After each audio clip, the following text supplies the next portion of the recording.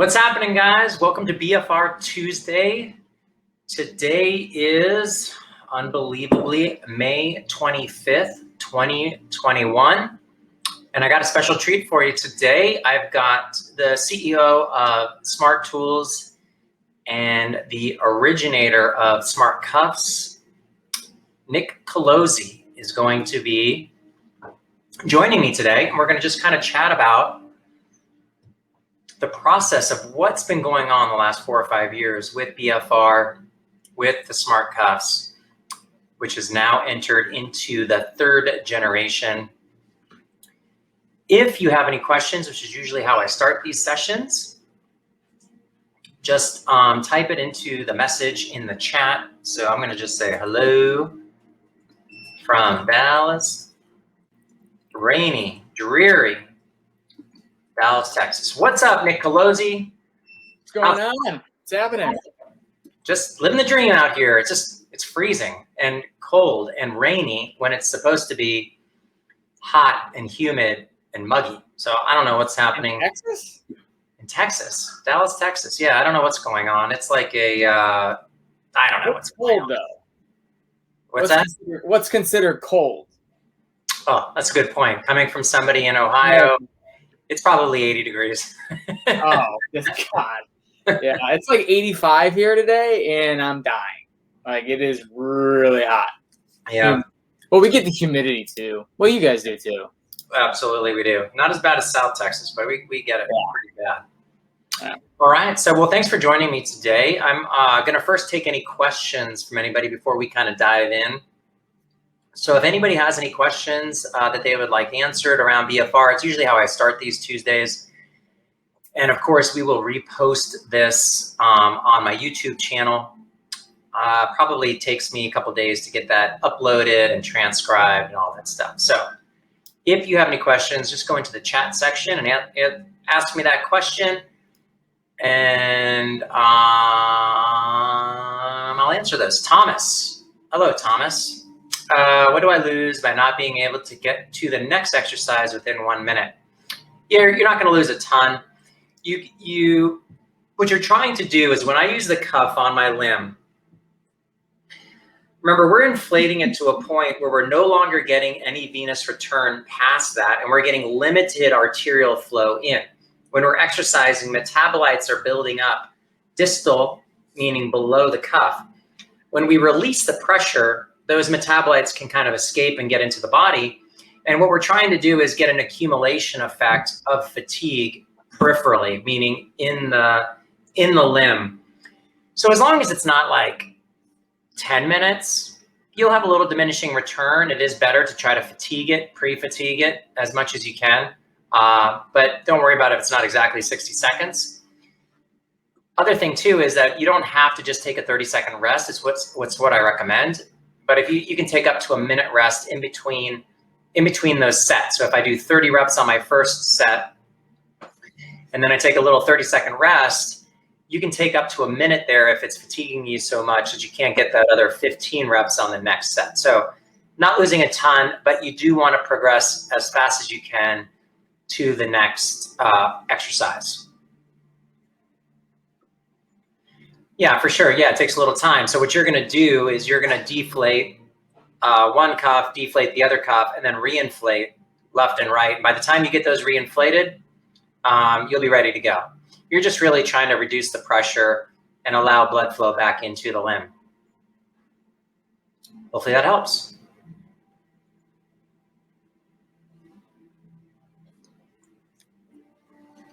This is also my lunch break between patients. So it's like I'm trying to grab a little food, a little nourishment to get me through the afternoon.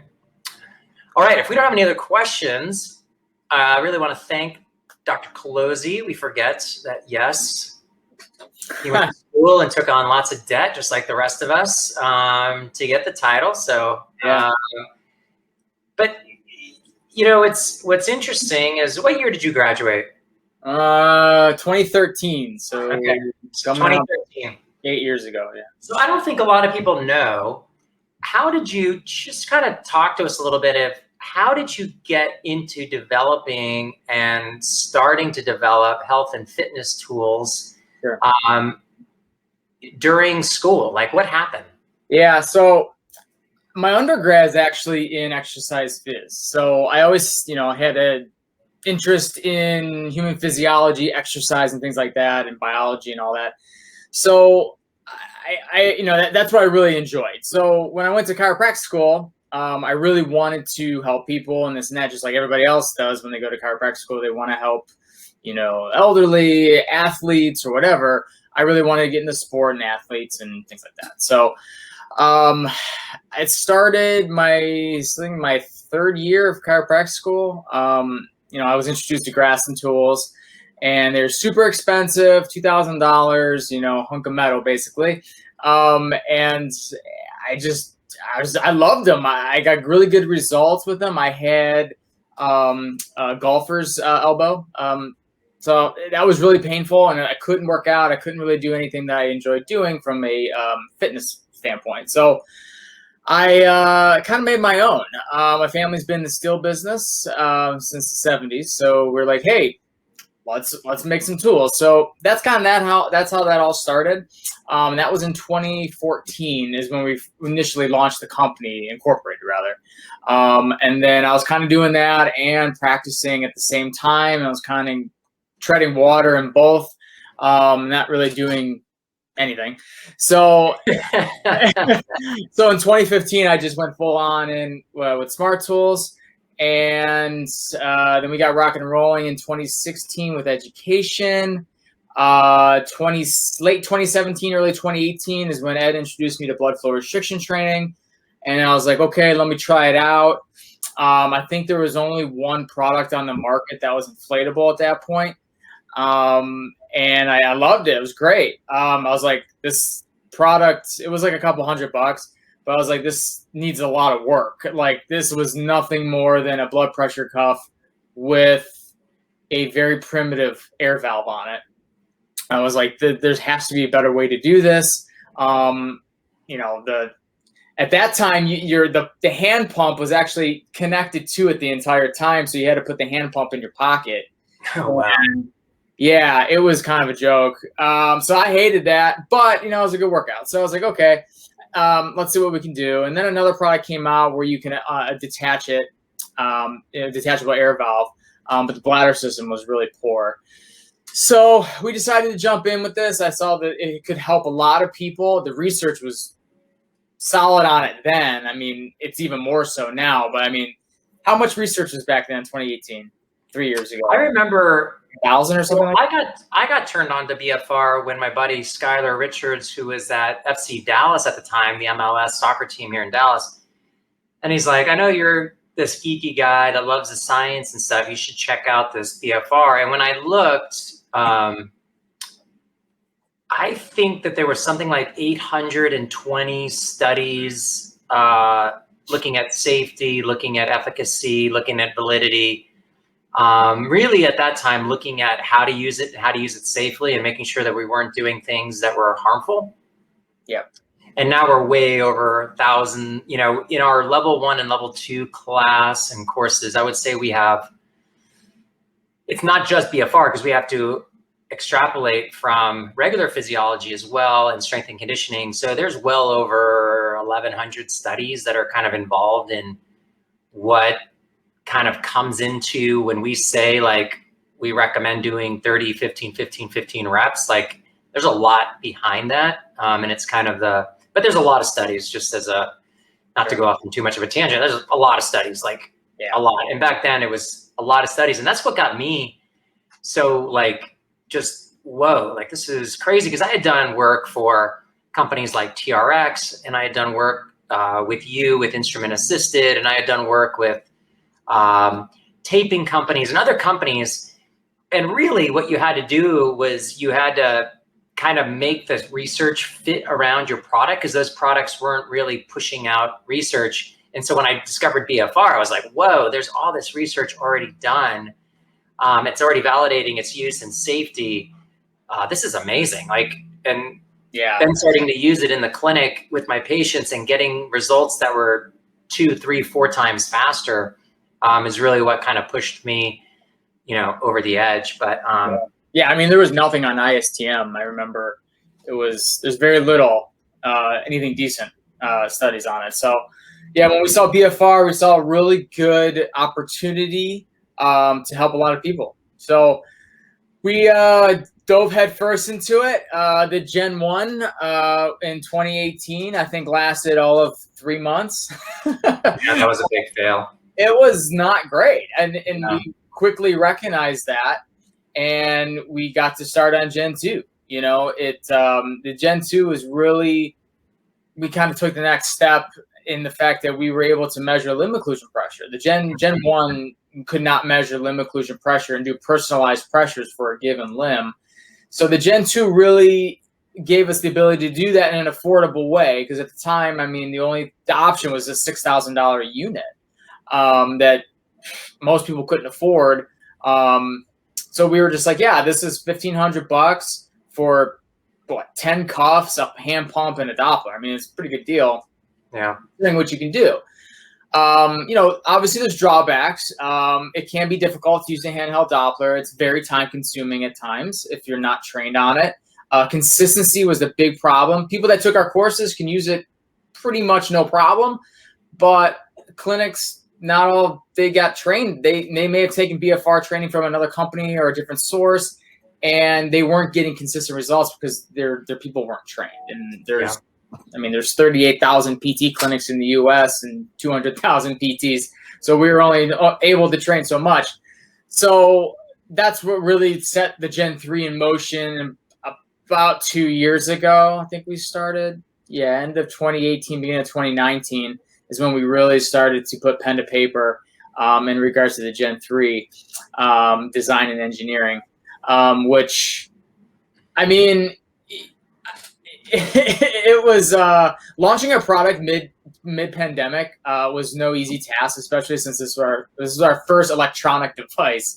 So we learned a lot, and it didn't help that there was a pandemic, because a lot of factories over in China were shut down, and most of the world gets their electronic components from China. So it was the wild, wild west in regarding to securing and allocating the electronic components for our circuit board and all the other hardware that's needed for the Gen 3.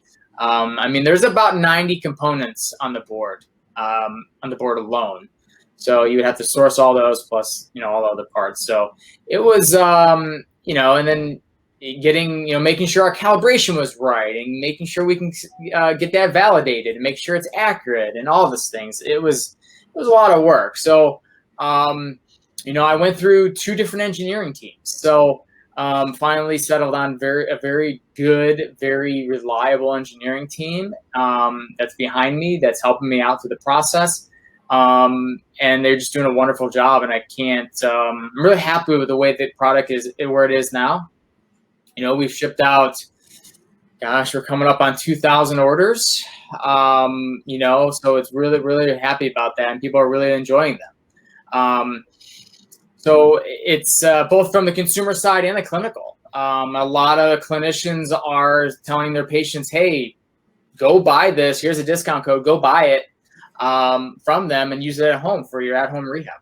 And that's where we really see the future of this, is where this is going to help people. Sure. Yeah, I think also for, you know, for us when we met, there really wasn't a lot of educational opportunities for BFR. Like you had to, you know, there was one company that was doing a lot of trainings. Remember, it was really expensive for a one-day training.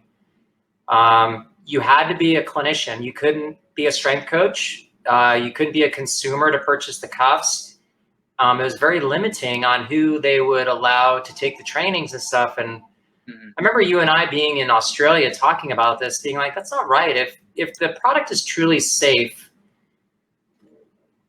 why are we limiting who can use it? I mean, that's just Exactly. I mean, it's not it. And then to have such a high price point is really when I think we decided, after we messed around for a couple of weeks, being in, I think we were in Dubai for a week, and then we were in Australia for a week or two, and we're just like really deciding if we wanted to do this or not. It was just like, this is technology that really needs to be brought to the masses. There's a lot of people that can utilize the technology, and really, we weren't at the point where we could make it easy and safe for people to utilize. But really, that was the goal of Gen 3, which was to make it so that it's advanced enough with our Pro model to be used in a clinic. And then you have the Gen 3, which is what we would consider like the consumer model, a little simpler, a little less bells and whistles, but has a bunch of safety systems put in place to make sure that people are still getting an effective workout, but being safe. Any comments on that? Yeah, I mean, simplicity. That was the goal from the start with this, because we were looking at other electronic BFR systems on the market at that time, and they were incredibly confusing. Like, you shouldn't need a class just to know how to set up the unit. You really shouldn't. And that's why I designed it to be simple as possible. You get the home screen that says start exercise, choose the limb you're exercising, and then what pressures you want to do. And then it does the rest, and then it tells you when to disconnect or auto-regulate. That's it. I mean, it's 4 steps, 5 steps. Okay. And the auto-regulation, of course, with the Pro version only, which means that the pump stays connected. So you have the flexibility of having the pumps stay connected, or you can take them off. Because if I'm an athletic trainer working with rehab on a sideline or on the sideline of a practice, I don't know if I want my athlete running around with a couple pumps connected to them. Instead, we can detach them and let them do their rehab. So those things, don't either disappear or broken or whatever. Yeah, the auto-regulation really is for either that deconditioned patient that isn't used to working out or exercising, or that's sensitive. You're going to have those patients. And obviously, I know you probably talked about it here on before, but always start on the low end as far as LOPs. Don't jump to 80% LOP in the leg or 50% LOP on the arm. You want to undercook these patients before you overcook them. Yeah. And then adding that auto-regulation feature really blunts that concentric muscle pressure spike in the beginning, because when your muscle contracts, obviously it's pushing against the cuff, and it's going to jump the pressure up in the cuff. So that auto-regulation tones that down, so it's more comfortable for the patient. And another thing too with auto-regulation can mean a lot of different things. Another unit on the market, I think actually 2 other units on the market that auto-regulate. They auto-regulate to 1 to 2 millimeters of mercury of pressure. Pretty much it's constantly adding air and subtracting air. And I thought that was really silly because, well, for starters, the 1 unit's designed for the operating room, so you kind of have to because the patient's unconscious. But this is strictly designed for BFR in movement. So we kept the auto-regulation in an LOP range. So we know that 50 to 80% for the legs effective. So the auto-regulation keeps it within that range, and it will add and subtract air as it sees fit. And then obviously in the arm, it's 30 to 50. So a lot of times people are like, well, it's not auto-regulating to each millimeter of mercury pressure. I'm like, well, yeah, because it's not designed to do that. It's designed to keep it in the evidence-based effective range of LOP. Yeah. And what we're learning as we get more and more research coming out is that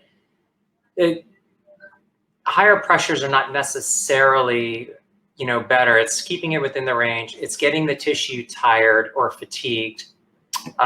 It's maintaining the metabolite accumulation distal to the cuff. So the pressures need to be high enough so you're not losing metabolites, because that's what's helping contribute to type 1 fatigue and allowing you to tap into type 2 muscle fibers, which we typically don't do with light loads.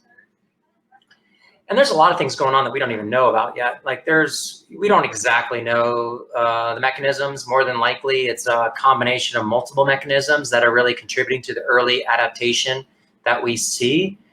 And more and more research that's coming out will help us fine tune these programs and fine tune our recommendations. And different ways to do BFR. There's ischemic preconditioning now, and then there's intermittent BFR, continuous BFR. There's so many, there's different things coming out in the research. So we want to be up to date on that and update our products as the research comes out. So the customers are getting the most evidence-based, safe, and effective product that they can get. Yeah, for sure. And patients have been loving it. It's instead of my rehab taking 12 to 16 weeks, it might take somewhere between 2 and 6 weeks. And the new cuffs are so easy. I don't have to worry about having to establish limb occlusion pressure for them every 30 or 40 days. They can just, run with the consumer model, and they can do their home exercise program at home with not a ton of equipment. I mean, you can see behind me the equipment that I have for my clinic. It's not a ton. It's a lot of resistance bands. It's dumbbells up to like 20 pounds.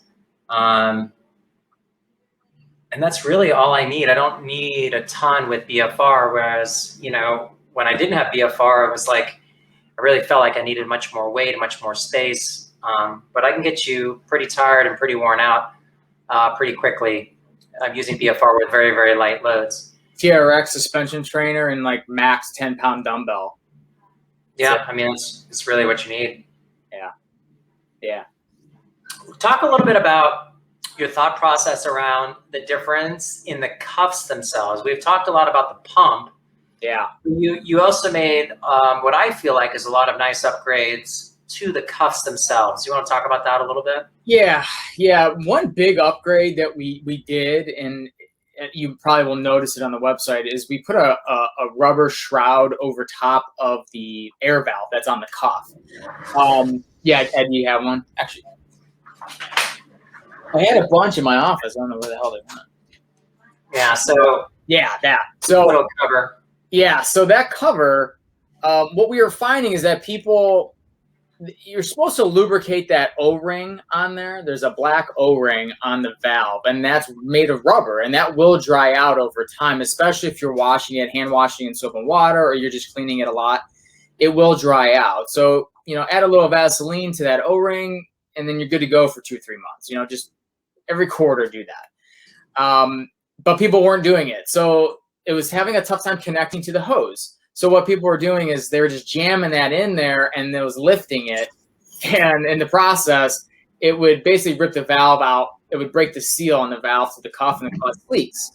So what we wanted to do was to prevent that. We can't prevent them not, lubricating the O-ring, but what we can do is fortify the valve in case they don't lubricate the O-ring. So we put that shroud on there. It really keeps it sturdy. It won't go up. It keeps it, where it should be. Is it foolproof? No, but it definitely reduces the amount of leaks that we've been having. Today we haven't had any leaks yet with our cuffs. So yeah, and we got about 3,000. We got about 8,000 out there right now, somewhere around there. Yeah, and also you took away a lot of that stiffness in there, which makes them much more comfortable, in my opinion, a little bit more flexibility through it, yet still being able to get limb occlusion pressure, which I thought has been a really welcome, much more comfortable experience. Yeah, it was customer feedback, patient feedback. They felt it was more comfortable, less restrictive, especially for the arm, especially for the arm. Much expensive there. It's a tighter spot. We made the cuffs more narrow for the arm, so it doesn't impinge on the bicep as much. People have really enjoyed that. Definitely. Yeah, it's still wide enough to find LOP. So yeah, people really enjoyed that. We removed the internal stiffener, but we also, what we did with the bladder is we made it's a hybrid urethane nylon bladder. So the urethane, what it does is when you inflate it, it's more uniform around the limb when you inflate it.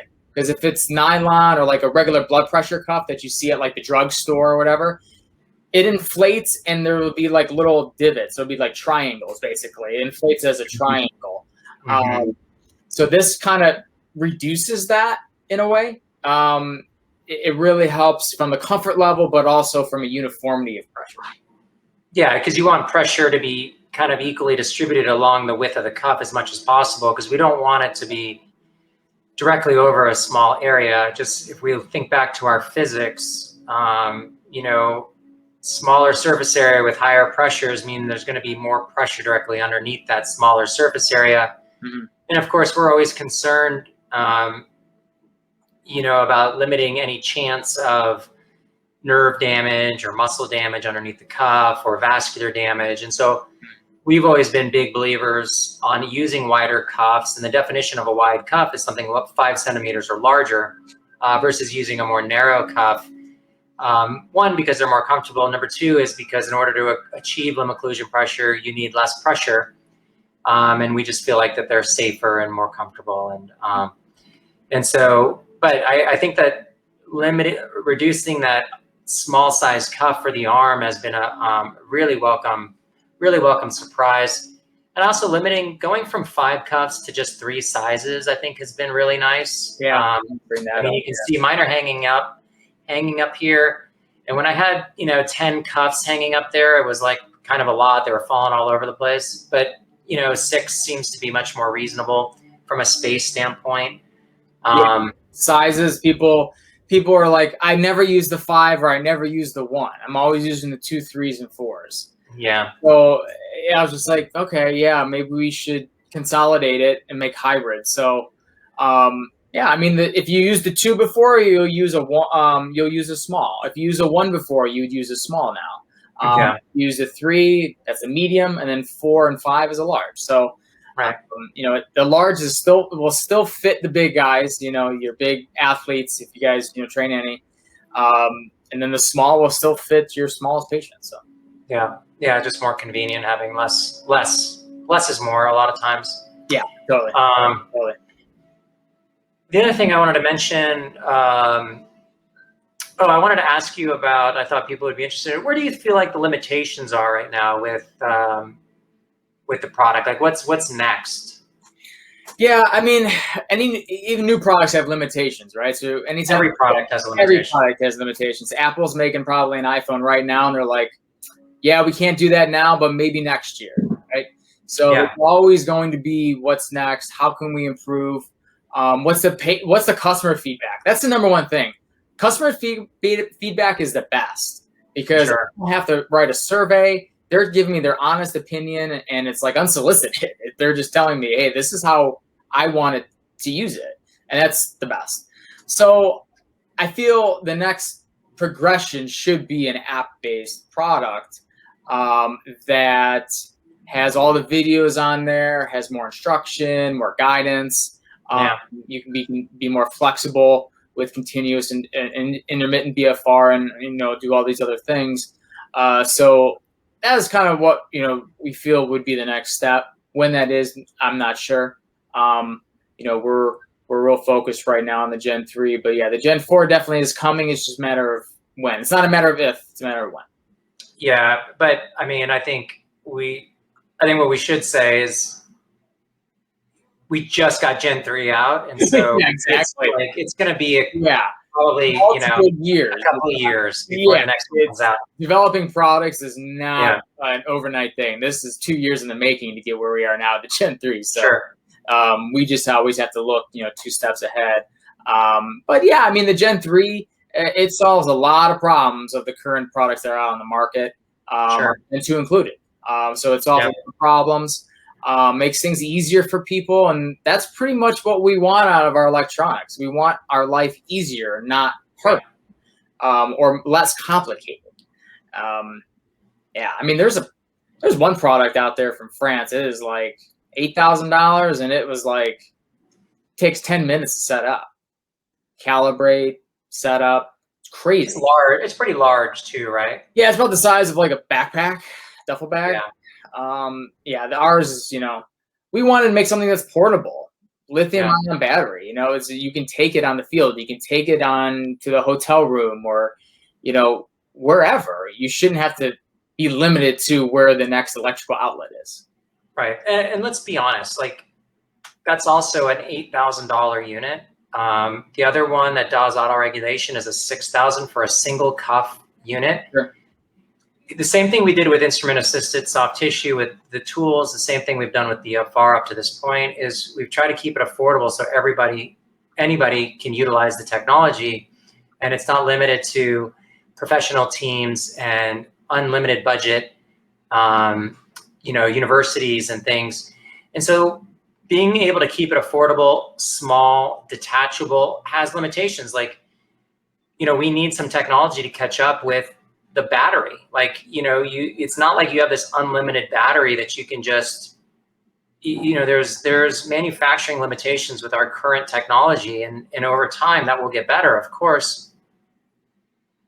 Sure. I mean, yeah, no, I totally agree. And, and I think you hit nail on the head. We want to make things affordable and that everybody can use it because it can benefit a lot of people. And it shouldn't be just, you only for the people that can afford this, that can afford the Bentley can only drive cars, right? Right. Like that makes sense. So, and it's evidence-based. It's in the scope of practice for, physical therapists or any physician. So it just made so much sense to go this route. And we want to keep making it affordable for people and make their lives easier. For sure.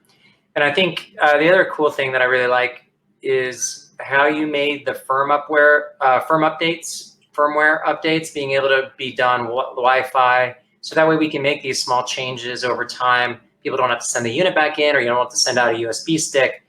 We can just do it over. And I do recommend for people. So what I tell them is, about every month or so. Is that about right? Every month? We were doing it every week before. Right now, we'll probably do it every month or two. We're pushing an update next week. It's very minor. You probably won't even notice it. It's just some verbiage. I mean, the calibration is the calibration. We're not going to mess with that. Sure. That was what we were updating a lot in the beginning. We went through several different calibration methods. It's a lot more complicated than I ever thought it would be. Noise filtering and all this other things, and it'll blow your mind how you think it's such a simple device. It could not be further from the truth. I know. No, there's a lot to it. There's a lot to the boards, and there's a lot to the screens, and there's a lot to the battery, and there's a lot to the firmware and the engineering behind it. Yeah.